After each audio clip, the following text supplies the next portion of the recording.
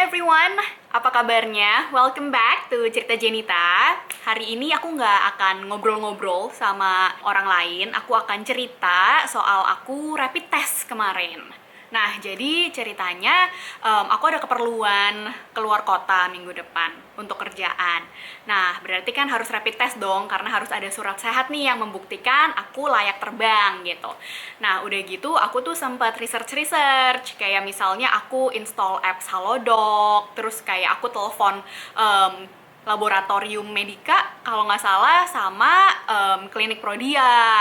Terus udah kayak gitu aku coba lihat-lihat dong di Halodoc yang kayak oh ternyata masih ada ya rapid test yang 175.000, tapi tempatnya tuh agak jauh nih dari tempatku. Nah terus udah kayak gitu parents aku bawain pulang ini dong brosur Medica. Nah terus paket standar untuk travel anti SARS-CoV-2 dan surat keterangan itu tuh Rp290.000.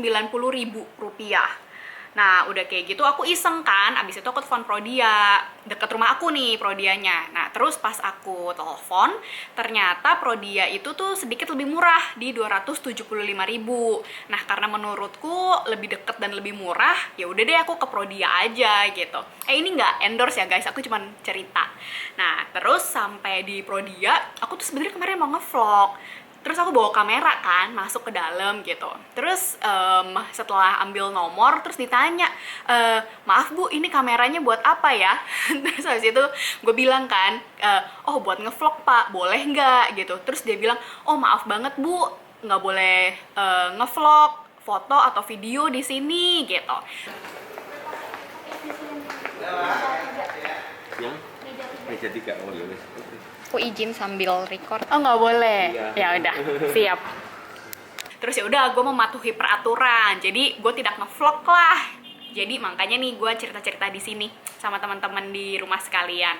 Nah setelah itu ditanya dong kebutuhannya apa. Terus gue bilang gue pengen ambil rapid test nih untuk keperluan keluar kota. Akhirnya disuguhkanlah satu kertas gitu. Jadi kertas ini buat dibaca-baca dulu, kayak ternyata kalau rapid test di Prodia itu rekam jejak kesehatan kita akan mereka kirimkan ke dinas kesehatan. Jadi kalau kita negatif atau positif, itu tuh mereka harus melaporkan semua yang rapid test ke dinas kesehatan gitu. Jadi harus bayar materai juga 6.000 dan kita tanda tangan dulu surat itu sebelum kita isi formulir untuk rapid test. Jadi ya udahlah, gue isi suratnya semua, terus tanda tangan, terus isi formulir satu lagi untuk kebutuhan rapid test. Nah terus gue tanya dong sama bapaknya, Pak ini rapid testnya itu tuh di tangan, di jari atau di lengan ya gitu. Terus bapaknya bilang, oh di Prodia itu tuh cuman ada satu jenis rapid test, namanya tuh serologi kalau nggak salah. Apa gue google dulu ya? Oh benar, serology test. Iya, jadi sama sih seperti yang teman-teman tahu, rapid test itu kan untuk antibody test. Nah, jadi aku melakukan tes itu untuk imunitas tubuh. Ya udah, akhirnya aku tanda tangan surat-surat yang lainnya lagi, dan ternyata 275.000 itu tuh untuk surat konsultasi dokter guys. Jadi misalnya kalian sempat ke dokter nih sebelumnya, kayak kalian ke klinik mana gitu, terus ada rujukan untuk rapid test. Nah itu tuh kalian bisa bayar hanya dengan 150.000 aja. Misalnya kalau kamu nggak ada surat rujukan dokter kayak aku nih, makanya harus bayarnya tuh 275.000. Jadi 150.000-nya itu untuk rapid test. Nah, sisa biayanya itu tuh sisa konsultasi ke dokternya gitu. Kayak misalnya ada gejala kah, terus nanti kayak dokternya jelasin gitu kayak nanti ini tesnya bakal ngetesnya tuh apa aja and what to expect gitu. Misalnya kalau amit-amit kamu reaktif, mereka nggak menyarankan langsung swab karena bisa istirahat dulu sendiri, self-isolation di rumah tuh selama 2 minggu. Tapi misalnya kalau kamu stres, kepikiran gitu, nah kamu bisa langsung swab. Tapi swab kan agak mahal ya, swab PCR itu kan kayak 2,5 juta sampai 3 juta gitu. Tapi cukup apa ya, menurutku cukup nggak mata duitan sih mereka, karena mereka nggak langsung yang kayak ayo harus swab gitu. Jadi misalnya kalau amit-amit reaktif, mereka akan himbau untuk karantina mandiri di rumah selama 2 minggu gitu. Nah terus pas aku lagi tes kemarin, aku tuh minta izin sama susternya. Aku tanya kan yang kayak, sus aku boleh record gak darah aku diambil gitu, karena aku nggak pernah record juga sebelumnya. Karena menurut aku apa ya, rapid test itu tuh nggak tahu, kayak ada satu momen penting di hidup aku, mungkin karena nggak pernah kali ya, jadi aku pengen aja kayak ngevlog gitu. Terus ya udah diizinin loh sama susternya, jadi mungkin ambil darah itu tuh boleh, tapi kalau yang lainnya nggak boleh kali ya, karena mungkin ada informasi-informasi penting dari klinik Prodianya sendiri gitu. Nah, terus itu kan kemarin aku tesnya, jadi hari ini aku udah ambil hasilnya. Jadi deg-degan guys. Baiklah, mari kita buka.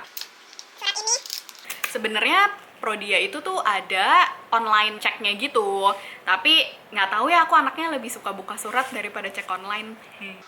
mari kawan-kawan. Kulit rencana sudah dikirim ke Darmento.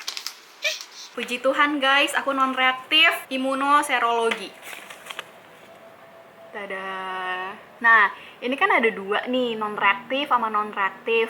Ini nih kemarin juga dijelasin sama dokternya di sana. Jadi ceritanya di tubuh kita tuh katanya ada IgM sama IgG.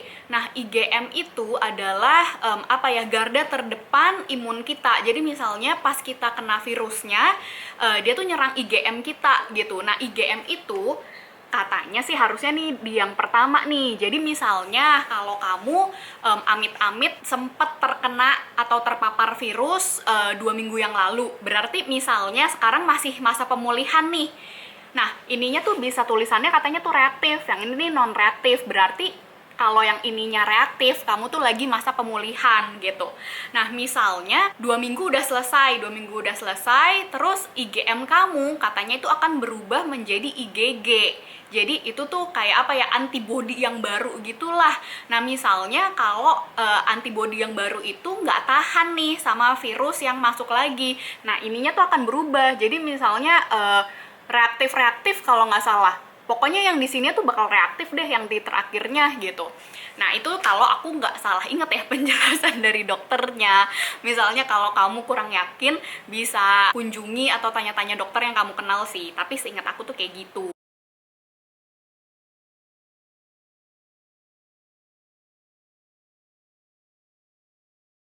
Jadi misalnya kalau salah satunya reaktif, berarti kamu itu tuh lagi masa pemulihan dan termasuk orang tanpa gejala. Makanya kamu tuh tetap harus karantina diri, mandiri di rumah gitu. Gitu aja guys, sharing-sharing aku, cerita-cerita soal rapid test. Mudah-mudahan it helps you some way somehow, dan tetap stay healthy teman-teman sekalian. Sebenarnya aku nggak tahu sih setelah rapid test ini aku masih bisa pergi apa enggak, karena tiba-tiba Pak Anies mengumumkan bahwa adanya PSBB minggu depan.